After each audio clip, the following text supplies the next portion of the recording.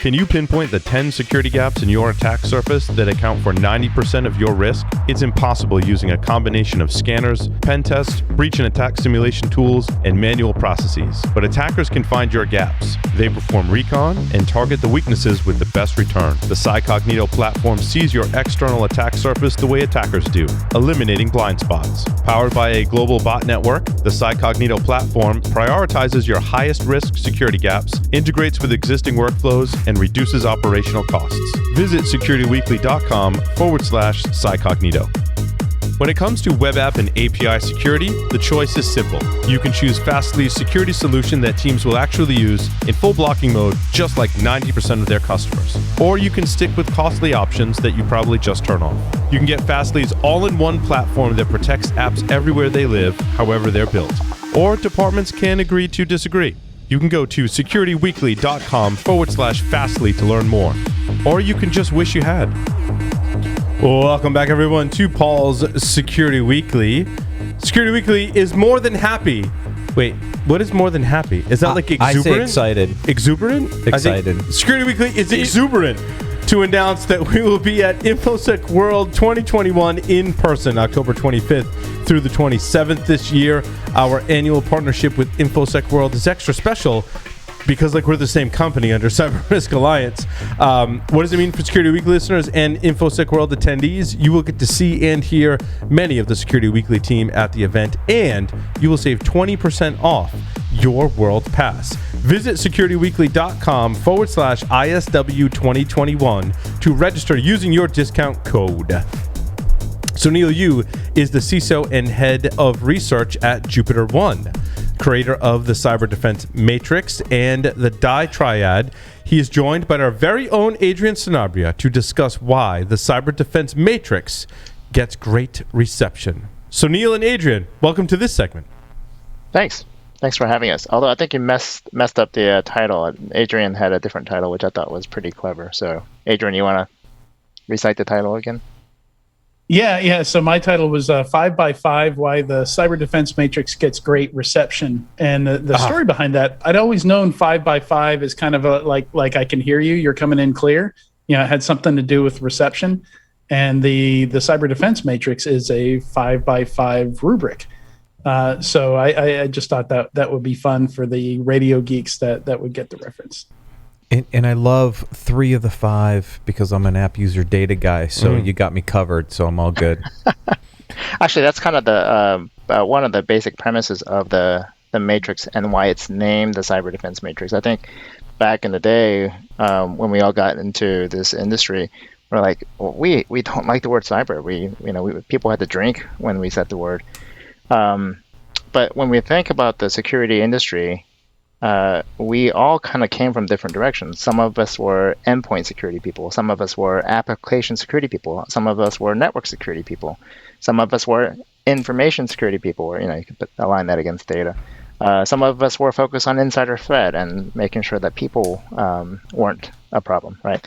But what's one word that describes that all?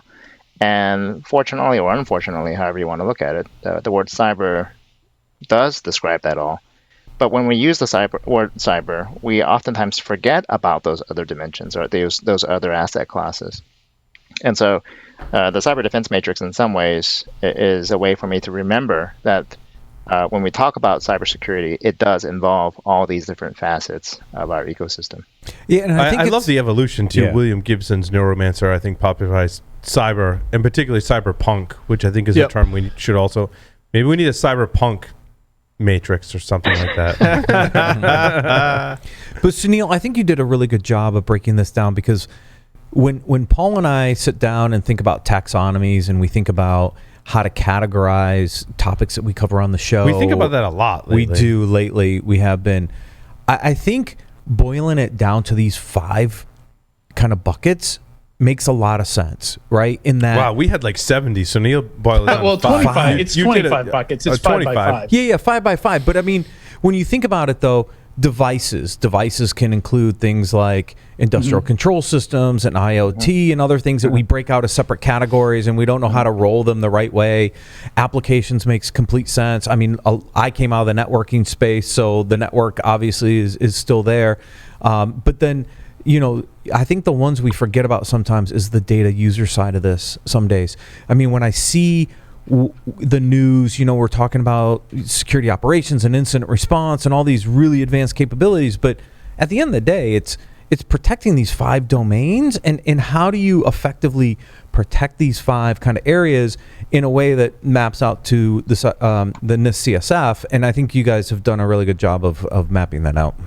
Yeah, and the whole point that you just made in terms of there's all these different classes of devices. What I discovered is the type of solutions that fit in that asset class, or that row, if you will, they tend to be similar in nature. So protecting a medical device is going to be very different than how you protect ICS, but the nature of how they're being protected is actually generally the same.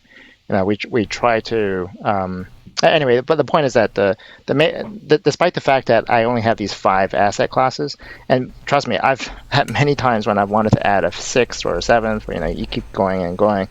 But I think there's a beauty in the simplicity of just having this 5x5 matrix to be able to create a forcing function, mentally at least, to say, okay, where do we see common patterns? Where do we see common approaches? And can we group them in such a way that it helps us find potential solutions where we may not have one now? In other words, we have a way to protect laptops. Okay, that's a device. Is there a pattern there that we see in how we protect a laptop that may shed light in terms of how we protect other types of devices that don't look like laptops?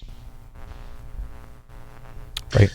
Yeah, and I think the simplicity is somewhat deceiving here, because, Sunil had a 2-hour workshop, and it easily could have been 4 hours. Like, everybody in that workshop wanted to spend more time on these exercises using this matrix. And I don't know if you keep count of the number of use cases, Sunil, but there were 2 that I kind of highlighted, but there's got to be dozens, that I've seen used here. Yeah, I've arrived at somewhere close to 50 at this point. Many of them aren't fully developed, but yeah, I would say there's like a solid 30 plus that I've come up with or I've used and refined that does actually add some interesting value. Many of those are in the RSA briefings, going back to the 2016 one, and then I did a refresh in 2019. So the first one was the Cyber Defense Matrix. The second one is Cyber Defense Matrix Reloaded. Probably next year I'll do Revolutions, and I thought I would have been done because, right? But then apparently there's a new Matrix coming out, so who knows? We may have an encore after that. There's multiple iterations of the Never mind. Okay. Oh, well. Multiple versions of the Matrix. Well, this is a standard iteration of how things evolve in these sorts of things, because you said you had 70. I mean, and factor analysis would tell you, or cluster analysis will tell you, these things start to collapse into these bubbles. Right. And over time, you'll see the sort of mathematics of it, of these are really all the same thing. And I mean, it may even be things you don't expect, but each one of our matrices had the one. Right. Exactly. And you fire them when they make a mistake. That's right. And they can't work in the industry ever again. That's never going to die. Never gonna die. Doug's keeping it alive. Tattoos are coming. Oh, my goodness. So what are some of those use case scenarios that you walk through in the workshop then? Because, like I said, 70... I could come up with close to 70 scenarios, right? Potentially based on our taxonomy. So, Sure. Kind of walk us through aspects of how do you bring a workshop to light in a 5x5 matrix? You got 25, but we know there's variations in each one. Sure. Just the identify column across these 5 is not 5. It's way more than 5, right? Yeah, so this particular workshop, actually, Adrian didn't mention it, but he was actually one of the speakers at this workshop. He was facilitating one of the use cases, one that I thought was really fabulous. I always do 2 use cases. The first one is mapping product categories, and I try to fit product categories that are new. Like, for example, where does Zero Trust fit into any of this? And on the product category side, I used the White House executive order and picked out all the buzzwords in the White House executive order and said, okay, where do all these different terms map into the cyber defense matrix? So that's just, it's a it's just an understanding of what do these words mean. Okay. The second exercise, which I can always count on as well, is to map the innovation sandbox vendors. So we see 10 vendors. No one has any idea what they do. But once you can map them into the matrix, you now have some idea as to what problem they're trying to solve. So those are just 2 examples of the use cases that we went through in this workshop. Again, Adrian did a fantastic one tied to breaches, and specifically all the different ways that Equifax, all the process and people failures that we saw in the Equifax breach. And what we were trying to do is to map out where those failures occurred in the cyber defense matrix. Then subsequently, the goal here being, well, what could we have done to have addressed them? And now we have ways to think about the solutions that would have helped us address some of those process and control failures. So can we take Zero Trust as an example? Because I think it's a very interesting example. Because depending on which vendor uses the term Zero Trust, they have a very specific slant on this. Early days, for example, it came out of the network side of the house, right? That's right. And Zero Trust was all about Zero Trust was around networking and microsegmentation, et cetera.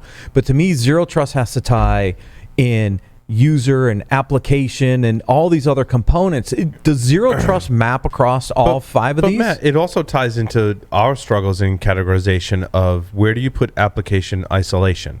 Because when it's done on the desktop versus when it's done on the server means 2 totally different things. And then you talk about bots. Is it a botnet or is it bot management or mitigation? And how do you draw the lines? How do you have a hierarchy like the matrix that this feeds into, Sunil? Yeah, so first of all, one thing that I would caution is the matrix in its current format with the 5x5, it's sort of like a 30,000 foot view. Yep. When you start getting into the nuances of, let's say, bot management versus bot mitigation versus, whatever, there's all these small nuances. That starts getting fuzzy. And notably, you can expect to see that when you are looking at something at a 30,000 foot view. But at the 30,000 foot view, you can see, of course, the forests and see which forests are well populated and which ones are quite bare.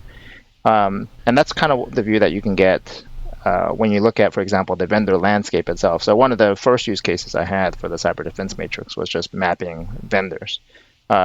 Just doing the 10 vendors in the innovation sandbox, that's not easy. I'm sure Adrian can attest to that. It's confusing, right? Vendors lie. You got to figure out what they really mean. So anyway, so then the other point about where does Zero Trust go? Yes, so there's Zero Trust network access, there's Zero Trust application access, and even the term application is ambiguous. Is it talking about a enterprise web app, or are we talking about, let's say, a remote browser or or remote desktop? These are all things that we now have solutions to put a Zero Trust proxy in front of. More recently, there's been another one tied to just databases, putting a Zero Trust proxy in front of a database. So all these different asset classes that are part of the matrix, I've now seen Zero Trust solutions emerge that capture or that provide protections for those different types of assets. There's one other comment that you made that I want to correct. So you mentioned Zero Trust users. Well, I haven't seen anything that provides a Zero Trust proxy in front of people. That just doesn't work. But that said, there is another element to the Zero Trust equation, which is how do I know that this entity is truly who they are? Okay. Mm-hmm. And what a lot of Zero Trust solutions offer is integration with better authentication mechanisms, whether that's tied to the user through MFA, or it's even tied to the things that the user uses. Let's say, for example, the device. So the device certificate being usually the most common elements. Both the device certificate plus the MFA is what grants access to some Zero Trust access proxy. However, the cyber defense matrix model implies that there are other ways that I can get better resolution around who the entity is. Maybe I can get a browser certificate. Maybe I could still use IP addresses for that matter, right? I could say, you know what, if you're coming from Tor, I don't care what kind of device you're using and what kind of or whether you have MFA enabled or not. I just don't want to let you in, right? So, anyway. Yeah. So how do you map a a concept like SASE into the matrix. Can I share a screen? I think a visual might help, right, Sunil? Yeah, I do have I have a slide for that. That's a common phrase. Or you can share, yeah. No, I don't know how to share on this platform. So, I mean, hopefully, I don't know if I presume it will show up. Okay. Well, let me get. Adrian knows how I've to already do got it. them ready. So. Oh yeah, there you go. There Yes. you go. Yeah. So okay. Yeah. So where do you put a concept like SASE? And what you see here, I put this dotted line around all these things that provide zero trust access to these resources. That collectively is now being declared SASE. Now. The problem is, again, different vendors say different things about this particular approach. So, some will have. I wasn't coughing at your comments. I was just joking. He Sunil. inhaled some I'm smoke. sorry. Yeah, I'm sorry. Got it. Well, I wouldn't have been surprised if you did, because that's, again, vendors lie, right? They exaggerate and they say yes, we can do all these things when they really don't. Well, yeah, but sometimes that's marketing acting in an ethical way, sometimes in an unethical way. I like to think that most of the time they're acting in an ethical way to put themselves in a category so that they have a category to fall in, right? Mm-hmm. And it sometimes, agreed, it does happen where they're like, I'm going to do this and this is not really what we do, but I'm going to say it's what we do. But there's budget there. Yeah, because there's budget there. Right, exactly, you're right, Adrian. There's a market there that we want to go after, even though it doesn't closely map to what we do. I call that marketing in a vacuum, where you basically say, here's where we want to be. We're going to position ourselves there in all the literature, but that doesn't necessarily mean anything. But I think the interesting scenario we must address is the particularly newer vendors, which is why I like you're looking at the innovation sandbox, that I like the newer vendors that don't squarely fit in any one particular category or place, because I also think many of those vendors have some value because they're looking at things differently. Mm-hmm. Yeah, and especially when it comes to cloud or third-party assets, that's been a challenge for me to map it cleanly back into the matrix, because it seems to transcend many categories and many different boxes. So, for example, if I'm providing security for AWS, well, is that a device? Is that an application? Right? It could be all of the above. But it is all of the above. I like vendors that are aggressive too. And a former sponsor of ours, Vicarious, right? They did some programs with us. The reason I liked them is because they were aggressive. Because they're like, look, we want to play in multiple categories. We want to be in vulnerability management, in prioritization, and we want to be in protection as well, because we have great memory protections. I'm like, you're taking on a lot, but you know what? I really like you for that you're taking on a lot and not like getting stuffed into one category. Like you're literally thinking outside of the box. But that's what makes these grids evolve. We call those splatters.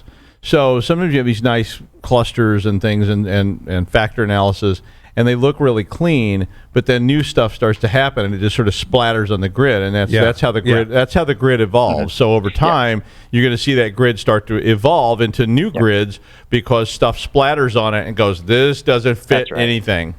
That's right. In fact, that's exactly how I arrived at the many different use cases. If I look at the model if I took the scientific method for the model, what I would try to do is to disprove the model. Give me evidence that says this doesn't fit. Well, there were plenty of that kind of evidence. There are many things that didn't fit, and as I thought about it further, I discovered there is a way to make it fit without having to change the basic of the 5x5. But the way I made it fit then discovered a new use case, and nearly every use case I've come up with was based on how come I can't fit this thing? And once I discovered how to fit it, then it revealed this whole new world of how to look at the space slightly differently. And actually, more importantly, when it opened up this new dimension, so to speak, it revealed all these gaps. I'm like, you know what? There's opportunities to build and address issues in all these other places that haven't been addressed at all yet. And it's just classic math. That's exactly how these things evolve. Sometimes the splatter's going to hit, and you wipe around the edges and go, yeah, it fits right in there, really. It looks messy, but it really just fits right in. And other times, you're just going to go, oh, no, it's a giant mess. Now we need to look at new things, and then your grid may become something else. And that's the evolution of scientific method and math. So I think that's great. I like And factor this analysis. has been around for a good 5 years too. So to tell a short anecdote, I first became the first time I really met Sunil was through the Cyber Defense Matrix, because we both submitted talks to RSA, and we ended up in the same track. And the track moderator, looked at my slides, looked at Sunil's slides, and said, "You should really talk," and sent me a copy of Sunil's slides. And at the time, I was at 451 Research, and I was looking for some better models, some better ways to be able to convey, a lot of this information, especially like at the 10,000 foot view, to be able to explain where vendors play, what they do, where they don't play. So I've been using it in various ways ever since.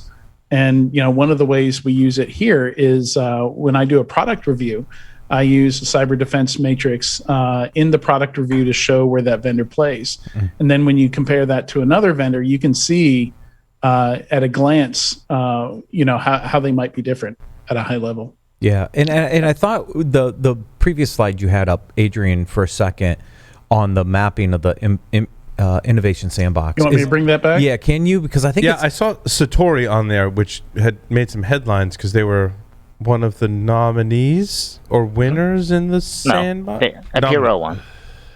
I'm sorry, Sunil, what was that? Apiro was the one that won. Oh, okay. Yeah. What I noticed that's very interesting when you map these out for a second. Sorry, everybody, I got to look to the side. There's a lot in the identify and protect There's a lot in domains. apps, users, and data, Matt. And there's a lot in app user and data. I mean, are these the trends we're seeing with some of these newer use cases? Is people realizing that app user data in the cloud in a remote work environment is a little more important than the network at this point, and maybe the devices, and we're not doing some of the back to the cyber hygiene discussion, doing our basic identify and protect mechanisms to build that basic cyber hygiene. Do you see the same thing, Sunil? Because that's what I took away from that quick mapping. Yeah. So if Adrian can show one of the prior slides, you see this degree of dependency thing on the bottom that talks about the shifting between technology, people, and process as you go from left to right. So I had this observation immediately upon mapping all these vendors as well earlier when I first mapped these all out, and it was evident that there was a huge concentration of technology on the left side of the matrix, and so it begged the question: like, are we just overinvested on identify, protect side of the equation? Can you? It's not this particular slide. It's well, I think Adrian's screen is kind of going on the blitz too, but let me pull that up in a moment. But the basic observation was there appears to be lots of stuff on the left part of the matrix. Mm-hmm. Is that indicative? What is that indicative of? I mean, ultimately, what does that imply from an investment standpoint? What does it imply from our dependency on technology standpoint? All these different facets to the equation here. So this is the slide I'm referring to. Can y'all see it okay? Yeah. Good, yeah. So tons of vendors on the left. Well, what's going on the right? How come there are so few vendors over here? And I ended up with another interesting conclusion around what's going on perhaps on the right side. And that led me to another model that I created called the DIE framework, or the DIE triad. And DIE stands for distributed, immutable, and ephemeral. And what I was the specific thing that I came up with was I was looking at the different eras of time, from the 80s to the 90s to the 2000s and so on and so forth. And it turned out many of our solutions originally around the function of identify came out in the 80s. Many of our solutions for needing to protect our IT infrastructure came out in the 1990s. Think about like firewalls, for example, really came out in the 90s.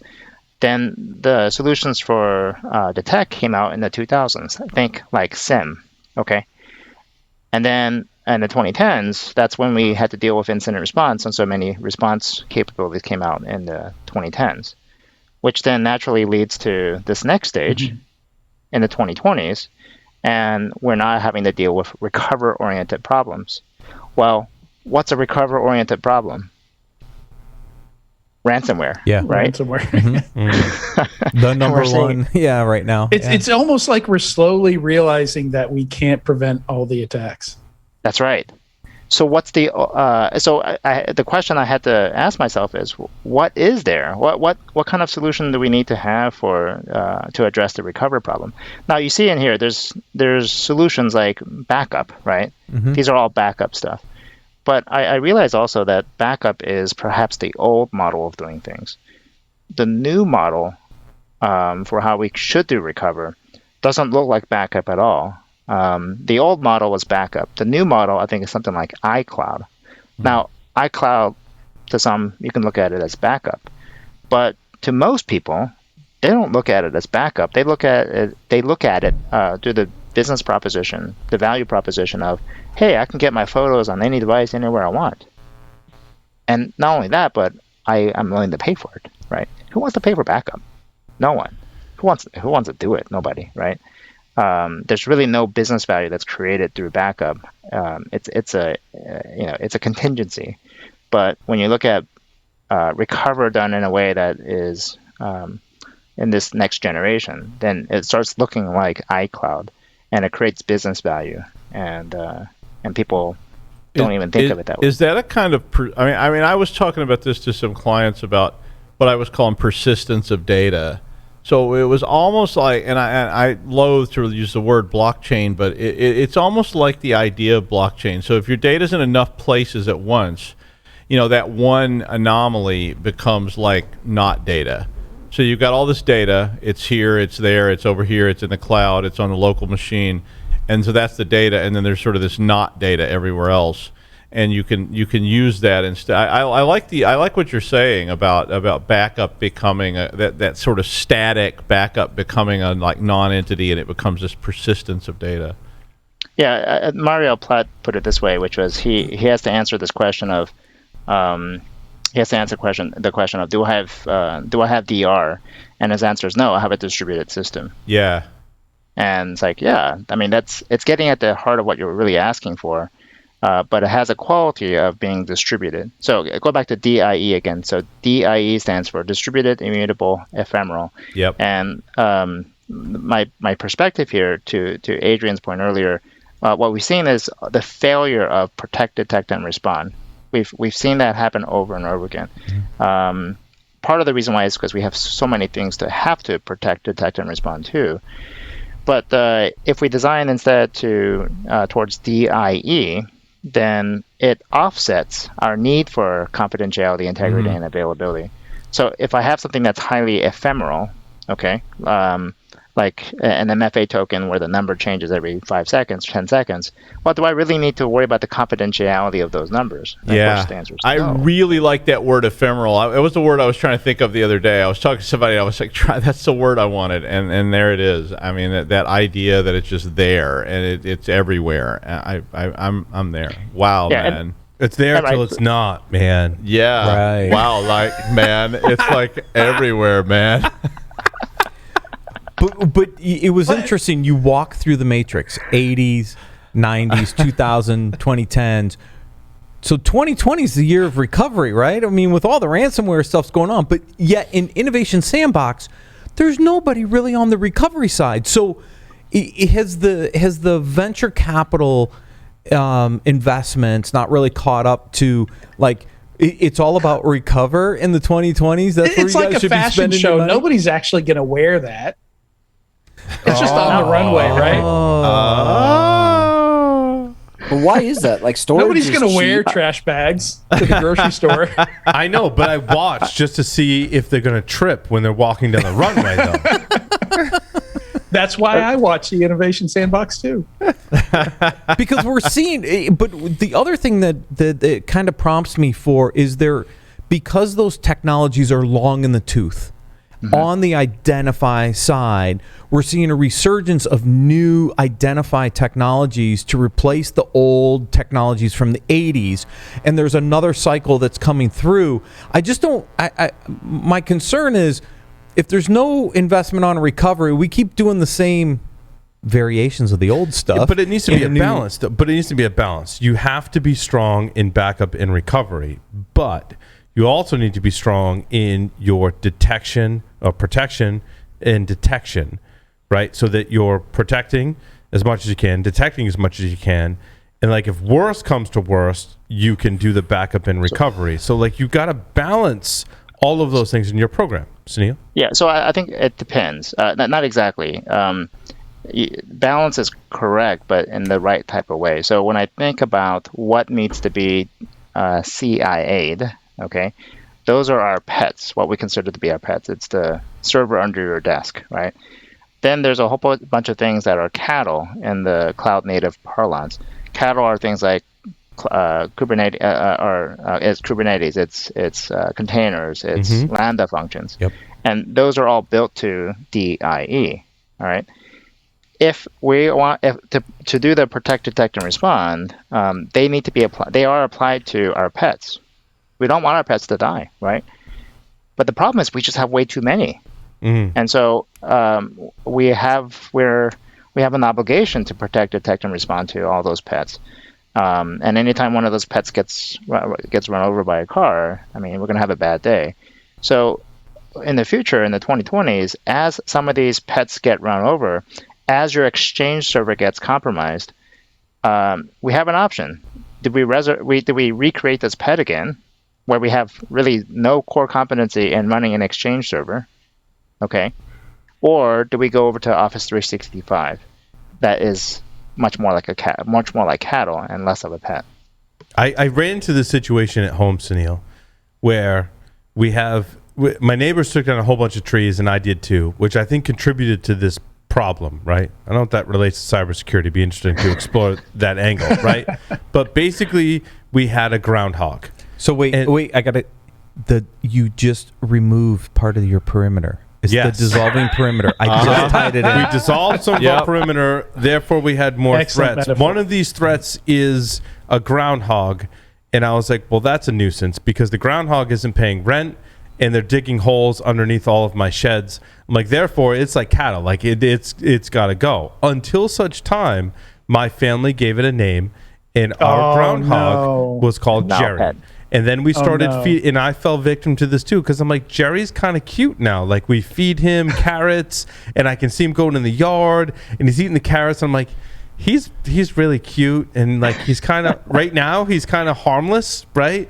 And I'm like, now he's a pet versus cattle, and I'm telling my family like this is a thing in cybersecurity. And as soon as I say that, they immediately tune me out. They're like, I'm not listening to anything that Dad is saying. Like at this point, but I'm like, now we have a pet. And we don't have any more cattle, and therefore I can't take my rifle and cause any harm to this poor animal. Because even I'm like, I like he's cute. Like, Go ahead and admit it. Right? Admit it. You ate Jerry. No, no. I'm like, The rabbits he might eat, but Jerry, because exactly that. Because they're like, but Dad, we also have rabbits too, because we do, and rabbits are burrowing holes. But I'm like, rabbits taste really Yum, good. yum. I'm like, so those are cattle. Those are Le totally lapin. cattle. But it really kind of brought to life the pets versus cattle, and how easy it is to adopt pets. Right. Yeah. And I think we do that in IT and security too. We kind of adopt these things as pets, and we get attached to them where we want them to live for as long as we can keep them alive.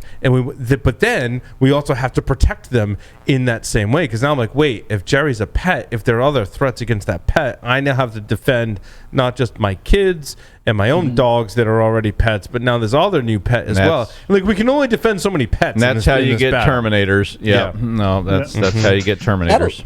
But isn't it interesting how none of this came out of security though, right? Like these were IT folks. This was, the emergence of DevOps and cloud trying to make things work better and trying to improve performance.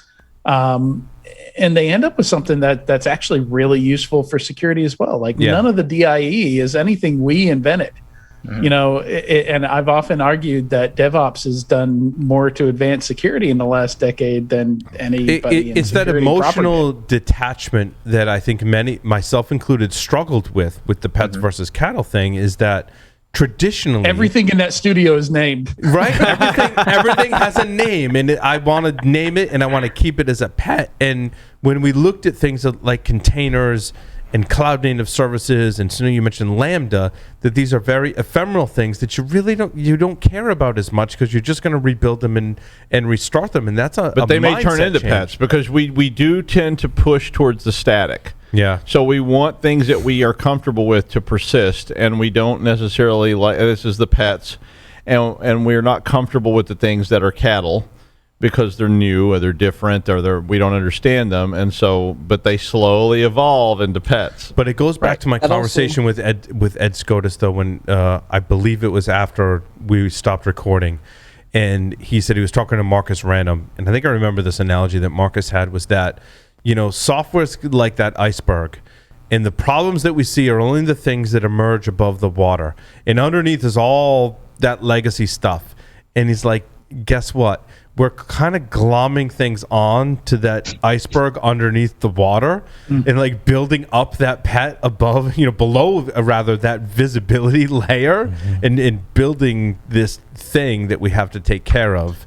There be dragons that we have to drag it around with us, right? And when we build code, code is, and it goes back to the interview. So it's interesting. The Silver Bullet Security podcast. Historically, I was going back and kind of drawing inspiration for my new series that I want to build. And I looked back on the Silver Bullet Security podcast. The last interview they had was a reverse interview. It was Marcus Random interviewing Gary McGraw. I implore all of our audience to go watch that interview. It happened in December of 2018, 1,000 times still relevant today. And Marcus interviewing Gary and talking about software and going, we're just continuing to create software. That software that you wrote 20 plus years ago, someone can still pick up and run today. If they're not running it today, someone could pick that up and run it today. So we're never like reducing our technical debt down to becoming to having that cattle versus a pet, which is a huge problem. I mean, that goes to the analogy that cattle, we're just pushing that risk off to the ranchers, right? Essentially, the ranchers still have the same problem, and we're just going to the store and buying the meat. You still have the same diseases. You still have the same business problems. Amazon's producing a whole, but you don't see it. Yeah, a whole ton of cattle. But you still have the same prey. You still have the bears and the coyotes and all the other threats to the cattle. And so how do you think about mitigating those threats in a cattle world versus what we did in a pet world? And you're right, shifted we still have the threat. Yeah. I still have. absolutely. We were just talking before the show. We still have the bobcats. We still have the, what's the other cat-like thing? Ocelots. Lynx. Ocelot, the lynx. Mountain lions. No, the other thing with the big claws that Mountain Fisher lions? cats. Fisher cats. Oh, yeah, we were those talking are about those, vicious. yeah. Those are like your Russian hackers. They're vicious. Thought you were going for honey badger. Honey With the big badgers. claws. Honey badgers. They have big claws. Wolverines. I think the body actually provides a great example of the fact that, one, we still have a lot of threats, but your body has been designed to basically ward off at different layers. I mean, think about this defense in depth view of a body. What's your pet in your body? What's the one thing that you don't want to lose? That's your brain, right? And it has the proper shielding and has it's well protected, if you will. That wasn't what I was thinking, but Where most men think their brains are is kind of where we were going, Sneal. I don't think that was where you were going. And he said brain. I was like, no, that wasn't what I was thinking. But whether it's your liver for those who drink a lot or for your lungs. Anyway, you get the idea. There's you things that got are there critical. yet. Keep going. Keep going south. Okay, never mind. Liver, definitely kidneys, yeah, those are all good. Those But are let me important. just, Yeah, if we had to My point is, prioritize. that's what's cattle in your body is more of the your skin cells, right? And it provides this Right. outer layer. Yep. And that's the first thing that gets harmed. But at some level, it's a flesh wound. You don't really care at some level when it's just a flesh wound. You don't even care. It's a mere flesh wound. Yeah, I'm if we can getting only better. keep attacks to a mere You flesh get better. wound. Getting better. I'm not dead So- yet. I love the analogy though, Sneal. I do. No, it is. That's really good. I think I'm with Mike stealing that. Lloyd from Red Steel, we explored a lot of those paths in Right. how the body defends itself. I like the think there's skin some great, cell. I like great the skin analogies cell there. thing. He's That's the really one good. that brought up the whole pets versus cattle thing and the analogy into the body as well. This I is think very it's- excellent. Yeah, I really like that. There are a lot of analogies in cybersecurity that fall down very quickly. I think we highlighted some that stand up. I think the biology and pets versus cattle analogies, I think, stand up much better in my mind than other analogies. So here's some food for thought, to go along with that. Cisco and Scientia teamed up to do this great security outcome study. And I hadn't read it yet, but I did catch the keynote with Wendy Nather and Wade Baker earlier today at RSA.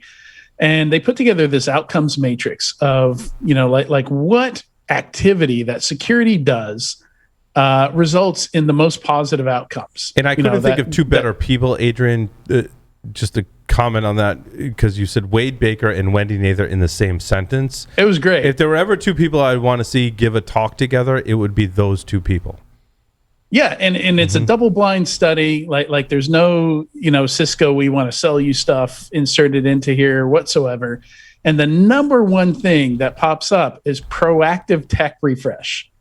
It's not even a security. You wouldn't even think of that as a security thing. Here's my thing, and I'm not putting myself in the same category as those two people, but I think one of the things I've mentioned recently on Enterprise Security Weekly is that reduction of technical debt that both benefits the business and benefits security.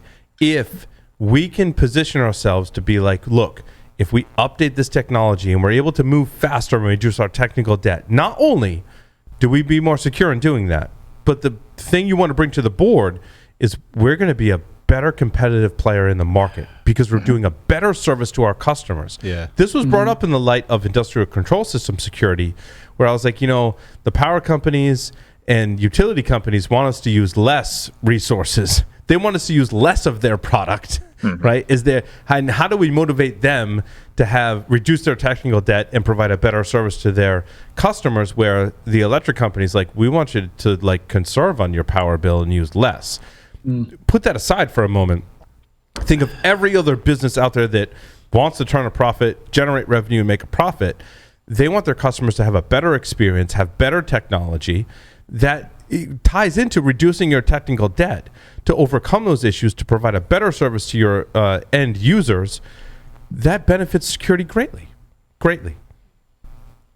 IT resources do not get better with age, unlike wine. No, Yeah. they don't. Except Totally. me. And I want to try to figure out how to tie that back into the matrix for a second, because it's like when you think about the CISO and you think about organizations trying to defend their networks, how do we think about what are the right things to bring into the environment in this world where we're trying to convert pets to cattle, right? And reduce technical debt? Are there areas in the matrix that we should really focus on to help an organization kind of transcend and move forward, instead of, look, we've been doing the same stuff for 30 years and we think it's going to get better just magically by itself? Mm-hmm. Yeah, so I think we saw in the alignment of the vendors, there's still a lot of companies that do identify. I think whether you build towards CIA or build towards DIE, whether you build pets or cattle, identify is still a very fundamental capability that we all need. Now, what happens in identify? Well, I think part of the activity that we should think about in the function of identify is this cattle starting to become like a pet, right? Is this groundhog, did we just give it a name? Mm-hmm. How long-lived is it, right? Have we made changes to it? These are aspects of what I think, follow the DIE principles. And the more that we start violating those principles of DIE, we should start asking the question, is this becoming a pet? And if it is becoming a pet, then shall we be proactive in avoiding an emotional attachment to this thing? Because we just mentioned we want to convert petal into cattle, but unfortunately, that's not easy. You already have an emotional attachment to it. Right? It's counterintuitive. You're absolutely right, Sunil. It's counterintuitive that we adopt technology and we get so comfortable with it and so attached to it that it becomes a pet. And that, in like real life, that's a positive thing, because you build a bond with your pet, and that's a mutual kind of beneficial relationship, right? In IT, it's not. When it becomes a pet, it's a bad thing, and that's a really hard thing for human beings to kind of grapple with. It like you can't have this emotional attachment to technology. As soon as you do, that means you're going to try and keep it around for as long as possible. And when it comes to benefiting the business and security, it's a bad thing. And sometimes you got to eat Fido.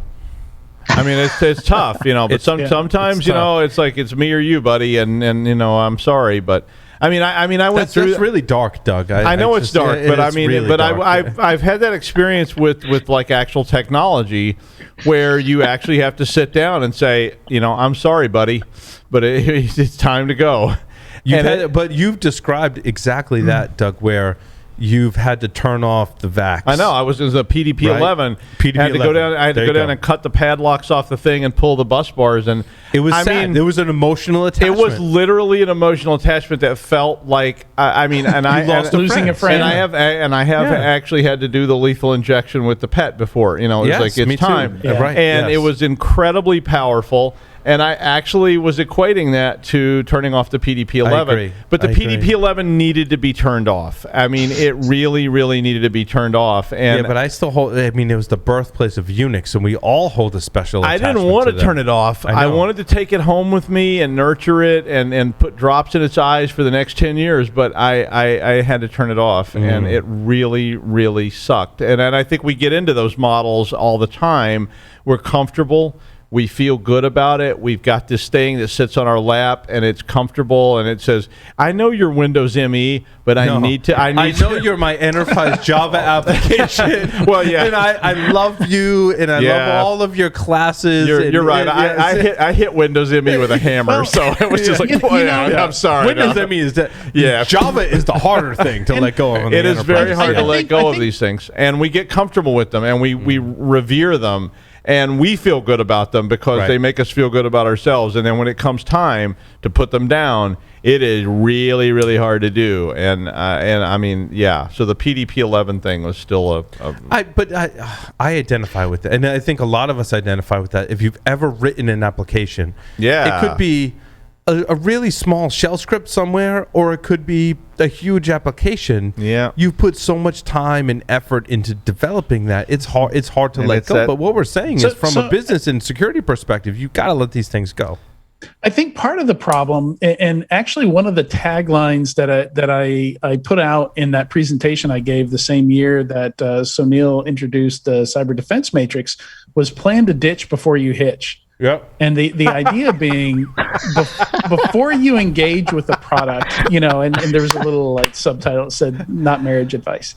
For some people, maybe it is. Prenups are a thing, but that's the whole idea. Like a prenup, like you've got to think like, how deep am I going to get with this? How hard is this going to be to transition off of? Right. Is this going to be a Hollywood marriage or a Bill and Melinda Gates? Exactly. I mean, that's going to go on for the next 10 years. That's going to take a decade to unravel. Okay, I am not the darkest person here. Okay, I'm sorry, but that's it. I'm good. I'm covered. Bezos? I think what we're saying is you want to be on the more Hollywood marriage side and not on the Bill and Melinda Gates side. The open Hollywood it's marriage gonna happen. side. It's going to die. Go ahead and plan for it at the beginning. At Jeff Bezos, right? Yep. Like there's a Japanese thing where like they, other cultures plan for funerals way ahead of time, and it's not morose for them to do that. Yeah, I mean, I think that's a very interesting concept. I mean, I always tell people a story. My dad, when my dad got out of the military in 1951, with his separation pay, he bought 4 funeral plots for his wife and children that did not exist. That's pretty dark. That's pretty dark. But I mean, that's thinking ahead. That's planning for that obsolescence that's going to happen, and you have to know that. It's an interesting notion that we've touched on over the years, but not really, I think, delved into in depth as we have in this segment. Right? Especially today. That kind of obsolescence, I think, is important for us to keep in mind. I think we should look at that. It's an evolution, right? Because I think we thought we would develop applications and even develop security strategies that would live for a really long time. And what we're saying is what you're building today is not... You can't cling to it. It's not your forever home. Nope. You can't cling to it. And that's why I like that pets versus cattle thing, because the pets versus cattle thing is exactly that. It makes it so succinct, because it's like the difference in, I'm going to care for you till you go, versus, I'm going to care for you until buddy, you're useful or not. Right? You're useful, but today I got to eat you. So, life's hard, and thanks for all your work. But here we go. So, wow, that's dark. Really not a positive note to end on. We need something else positive to end on other than that. I like that. I love dark, so I like the endings of The Sopranos. So it's like I don't actually. I'm curious, Sunil, as you've worked through this matrix over the last 5 years, are there any strategies or recommendations that companies should take away on how to change their security program for the better to prepare for the inevitable? Is that I need to move pets to cattle, and I have to be... I have to think about this in this retirement and this constant evolution of change. How do you buy a funeral plot in 1951? I think that the dark as that sounds, but how do you do that? More positive. I like to think of it in sci-fi movies where no one really dies. Like if you look at Star Trek and Star Wars and Marvel, like no one really dies. Like if you die, it's like whatever. The writers can just come up with some other way to bring someone back to life. Yeah, but that's not reality. And I mean, as dark as that is, and I will, to put this back in context and make it almost not positive, but sort of bittersweet. I love Spock, and so Spock didn't really die. So but I will tell you, when my dad when my dad died, and my dad died suddenly, I never respected him more as the fact that he had all that pre-planned. It was all there, right. And I didn't have to do anything. All I had to do was call this phone number that was written on a sheet of paper, and I was like, call this number and everything's settled. And I was like, that made my life so much easier. So I think people need to think about those sort of obsolescence. And we were talking earlier in the previous segment about the nuclear industry and saying 3 years out we're going to do a patch. And I'm like, that's planning. And I think you almost need to think about what's next. When you start something, you need to think, what's on the next grid? Here's the grid today, but what's that grid 3 years out? And what does it look like? Because I think that kind of planning is buying the funeral plot in 1951. And maybe it's dark for you, but for everybody else, it's a plus. It's a big plus out there somewhere in the future. So Neil, did you ever imagine it was going to dovetail into this line of discussion? You guys go in many different directions, which makes it all entertaining. Let me close with a couple quick comments, though. One light at the end of the tunnel is I gave you those different eras, right? The 80s, 90s, 2000s, so on and so forth. Well, the 2020s is the age of recovery or the age of resilience. There's only 5 functions in this cybersecurity framework. So, hey, to me, that's the light at the end of the tunnel. Maybe we'll have this problem solved after we finish this era. And then as far as planned obsolescence is concerned, I think a lot of us are somewhat, we have a visceral reaction to not wanting planned obsolescence when it comes to, for example, let's say our phones, right? We hate the fact that Apple has planned obsolescence where it makes they make the phone run slower and so on and so forth. But if you think about it from a security standpoint, that's great. We actually want planned obsolescence because it means we have iOS 5 or iPhone 5s that no longer work anymore, and therefore you ditch them and they become less of an attack surface. I think it's a great point, Neil. I think Apple, we could talk about their attitude and culture towards security, but their constant push to move forward, which is interesting because it's not about security for them, it's about pushing innovation and technology forward. It also has a security benefit as well. And I kind of joked that the next Apple devices will have no ports. Nothing. No external ports. Like everything, charging, interfaces with the user will all be through wireless technology. And is that necessarily a bad thing, right? As we evolve to let go of those things that we know and love in the past. And does that mean certain technology providers that we're using today become obsolete in the near future because they don't solve the problems I need to solve as innovation continues in the industry. And look, if I'm a public company and I'm sitting in one of these domains, should I really be thinking about how do I really move the needle forward? Because otherwise, I potentially become obsolete. If I make physical hardware devices that require a cable for Apple today, I got to be thinking that someday that's going to go away. I got to be moving to Bluetooth and Wi-Fi and NFC in my devices because that's where it's going. Well, I think the only reason it hasn't is they get, I think it's $3 per Lightning connector royalty. Sure. There's a lot of revenue for Apple. But they off could their collect that with proprietary Bluetooth Lightning. I will. Wi-Fi. I'm going to sum that up because one time I was in China, and I'd been in China for almost like 20-something days, and we were speaking Chinese, and my Chinese was terrible, and Your Chinese is terrible. It was terrible. It is terrible now. I've watched enough Chinese movies, and I've heard you speak Chinese, and I know it's terrible. But I was picking up a peanut out of a bowl with a pair of chopsticks, and this guy in the meeting said, and I dropped it, and he said, "Never hold anything too tightly." And I saw that in Chinese in my head, and it was this amazing epiphany, and I was just... And he said that in Chinese. Yeah, and I was absolutely... How do you say that in Chinese? I don't know. I don't remember. But I was absolutely floored by this, and it was just this one pure moment that I think applies to IT and security is never hold anything too tightly and be prepared to move on. Oh, it's great. And it just... If you could say that in Chinese, it would be so prolific. Yeah, I Doug. know. I should have looked that up before the show, but I didn't know I was going to... I didn't know I was going to end up on like True Confessions. It's also like with cigars as well. There's a saying in Spanish about let the ash fall where it may. So when you smoke a cigar, like you shouldn't keep flicking the ash. Like wherever it falls, and that's the way you should smoke a cigar. Yeah. Like, it's a very philosophical kind of thing. But that's the way that was. And it does summarize what we were just talking about. And I think it comes right here to this, like, never hold anything too tightly. And it was just like one of the most powerful moments in my whole life. With a peanut. Well, I need to know if Sunil has any proverbs to end the segment with, because I think we've already gotten a couple. Well, it's not a proverb, but it's an adage, which is pets on-prem, cattle in the cloud. There you go. There you go. There you go. Hell yes. I like that so much. That's really cool. Well, thank you all for this segment. It was really, really awesome. Up next, a pre-recorded interview with Wheel. We'll dig into the Exim vulnerabilities, how they found them, and what to do about them coming up next.